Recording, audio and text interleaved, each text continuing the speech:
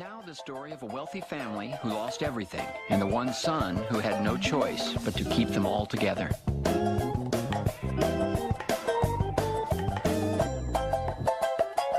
It's Arrested Development. What's up, YouTubers? This is Grant from the Geek Bubble, and today I'm going to talk about Arrested Development, the cult classic TV show. For those of you who don't know, Arrested Development was a comedy show that ran on Fox from 2003 to 2006 and was revived on Netflix in 2013. The show followed the fictional Bluth family as they tried to survive and run a company following the arrest of George Bluth Sr., the patriarch of their family. With all the seasons on Netflix, I recently went back and watched the entire series. Now that I'm caught up on the show, I can say that Arrested Development is probably one of the funniest TV shows I've ever seen. Part of what makes the show so great is the cast and their interactions with each other. Every character in the series is so insane that they are lovable. Even the straight man, Michael Bluth, played by Jason Bateman, is wacky in his own right. To me, the standout in this cast is Will Arnett's character, Job. Almost every joke and situation with Job hit all the right notes with me. I also really enjoyed Jeffrey Tambor's George Bluth Sr. and David Cross's Tobias Funke. In fact, Tobias is most of my friends' favorite character. And a show like this doesn't work if the cast isn't top-notch. And in Arrested Development, this cast and their chemistry is outstanding. Another thing I like about this show is that the writing also follows through. What I mean by this is that every line could potentially lead to an awesome joke.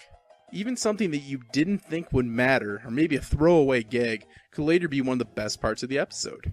In this age of TV, I feel like we don't always see enough follow through in plot lines.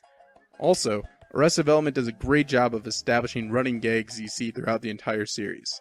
I won't spoil them here, but some of these gags are probably the funniest I've ever seen in a TV show. However, even though I really like Arrested Development, I do have some complaints about it. First, some of the storylines feel like they're really outdated, and quite frankly, they're offensive today. Specifically, there's a storyline in Season 3 that deals with an intellectually disabled woman played by Charlize Theron. The storyline wasn't really funny, and in fact was really quite insulting. Another issue I have with Arrested Development is that I believe each season is worse than the last. Season 1 of Arrested Development is incredible, and Season 2 isn't very far behind.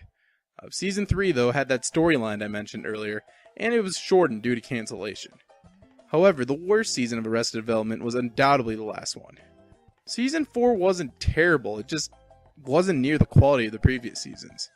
The cast was too busy to film all their scenes together, and so Season 4 covers a short time span and individual character stories. It did get better as it went on, but Season 4 is still far removed from where Arrested Development was in its glory days. Still, even with a decrease in quality over time, you should watch Arrested Development.